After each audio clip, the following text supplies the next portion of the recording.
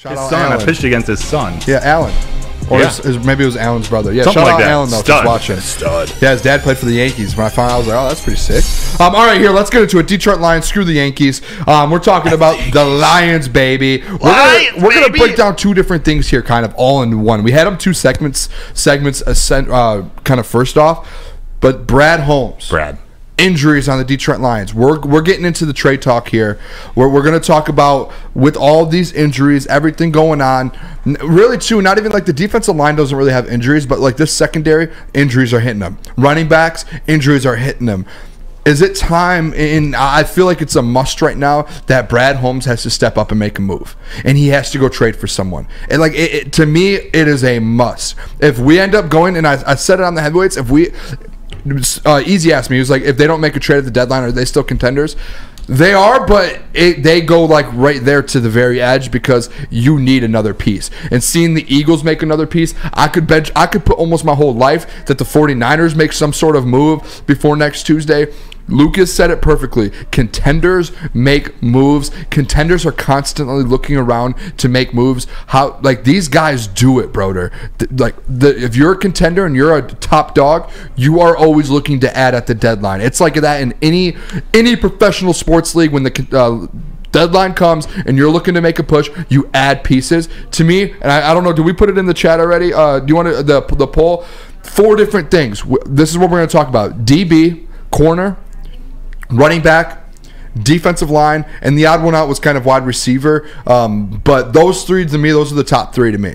You have to find a way to get those done. The wide receiver it's an interesting one too, because it involves Jameson Williams and confidence in him, both in the short and long term. So I don't think receivers should be looked past. No. But also, you said the 49ers might be making a move. They did go and get Randy Gregory from Denver to add to their already insane linebacker crew. I'm sure they'll make another one. Maybe they'll do another one. But they're the best team in the league. When they were undefeated, they were still looking to get better. I do think that Brad Holmes needs to make some type of move, and I think this Baltimore Ravens game confirmed it, or at least like supplanted that. Like, dude, you got to do something. Yeah. I don't think Baltimore is 32 points better than Detroit, but I think we saw how much better they were, and we had no answer. We didn't have enough pressure on the defensive line. The cornerbacks weren't strong enough to stay with the receivers.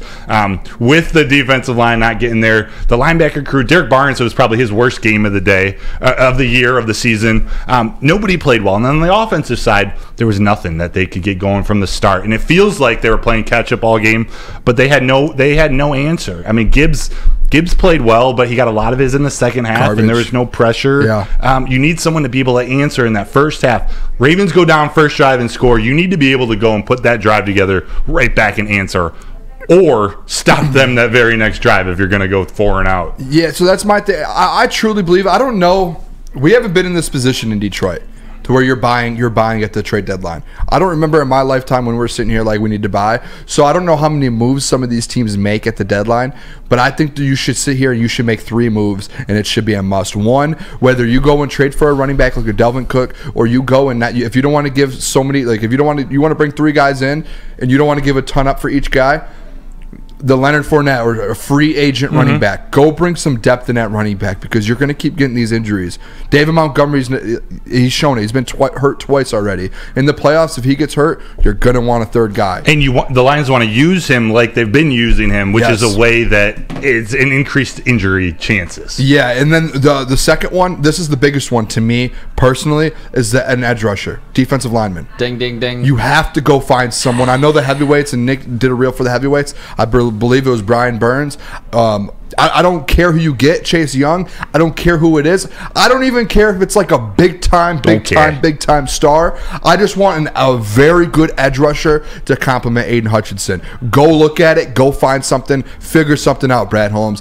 Last one here is a corner. You need corner depth. You can't have Jerry Jacobs go down and get stuck. I don't want to shout out to Will Harris, but like, he held it down for 2 games and you won, but obviously that 3rd game caught up to you. You had no chance out there. Caught up to him. 3rd game. You can't sit here and just play a Will Harris for 3 games out there when Brian Branch is hurt, Jerry Jacobs is hurt, and have that success. You have to go out and get another guy to where Jerry Jacobs can compete with. It sucks now that Mosley's out. Like that really did hurt. But even before Mosley was out, You remember what they were going to do at the number 6 pick if he was there available to them? Devon Witherspoon. They were going to go with Witherspoon. And other than the fact that they didn't address cornerback in that draft. They didn't address it in the rest of the draft. They brought in a couple undrafted free agents, Stephen Gilmore, Starling Thomas. So they brought in some guys, but they thought that cornerback was that much of a need, and Devon Witherspoon was one of the best coming in, but like they thought it was enough of a need where they would have taken him at 6, but they haven't addressed it. So that's where my head goes. They're probably going to go cornerback first. I'm with the chat, and I think you probably too. They're at 79% say go for the defensive line. I'm there too, and I almost say get 2 pieces. I think they need more push up the middle. I think Ali McNeil's been great stopping the run, but he hasn't proven himself to get pressure and get sacks on the quarterback. He needs help. He needs another rusher alongside him. I'm not going to bring up the Jalen Carter, but you need someone who can make a difference like that or get that kind of push. Then you need an edge rusher to help out Aiden Hutchinson. Putting Charles Harris on the healthy scratch that Charles Harris was, that should tell you everything that's in Brad Holmes and in that coaching staff's need.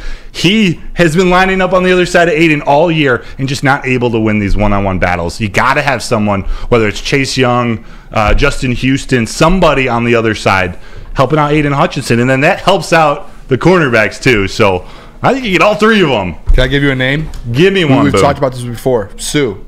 Yeah. If you want it, you have to look at it as like some cheap pieces, because you can't go out there and just give up all of your draft picks. You can't go up there and give everything, all of your future away. Right. So you have to figure out ways to add pieces without giving too much up. And if you have to go get free agents that are out there, things like that.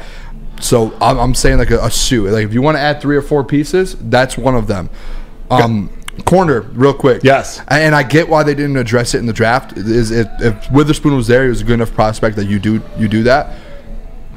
When you bring in Mosley and Cam Sutton and you have Jerry Jacobs left there and you know that's your third, you're pretty confident. Yeah. You're not expecting a Mosley to go down. And you bring in these... But Mosley went down. C.J. Gardner-Johnson went down. So Brian Branch can't play any cornerback. Will Harris can't play nickel. I'm kind of with you. Yeah. First thing you address, just go get another corner. Yeah. I'm kind of with that, too. You can get a cheap one. Like it doesn't... I would love Patrick Surtain on the Lions, but it doesn't need to be him. You can go after the Panthers, who are still unbeaten, or they still haven't beaten anybody. They've got Dante Jackson and C.J. Henderson, who are on the block. C.J. Henderson may be cheaper, but they're both cornerbacks that are very versatile. They can play in Aaron Glenn's scheme. They also have Justin Houston, a veteran edge you may want to go at if you're not willing to go after Brian Burns. And even the Patriots, Jalen Mills, he's a cornerback. I am hesitant getting anybody from the Patriots because if they give people away, it doesn't usually turn out well. But this guy, Jalen Mills, he can play outside. He can play that slot nickel position or safety. So he seems like a player like that, if not him, a player like that fits Aaron Glenn's scheme that won't cost you a first and a second, maybe like Patrick Surtain. That's my bit. There's been that conversation too, like Stephen Gilmore and giving some of these guys chances. And it's not that, I don't want to give them chances. I would love for those guys to get opportunities. But when you're contending, you want to have something more reliable to where is going to work. Yeah. And taking a shot on an undrafted free agent who was good in the preseason has shown potential. Yeah. But I would rather bring a guy in than just be like, hey, let's just replace Will Harris with another like an undrafted free agent. Yeah. Use that 3rd round pick that you got for T.J. Hawkinson. Like that's a valuable pick that you can use in the draft and it will be valuable. But might as well use that to go out and get somebody. But we're going to be talking about this a lot this week, but they need help on that inside. Especially leading up into Tuesday. Yes, sir. All right, let me tell you guys real quick. When we come back, Hamlin Poe. We will be talking, it'll be 9 o'clock, and we're going to be talking a little bit of Overreaction Monday. It's going to be Detroit Lions overreactions, NFL overreactions. We've got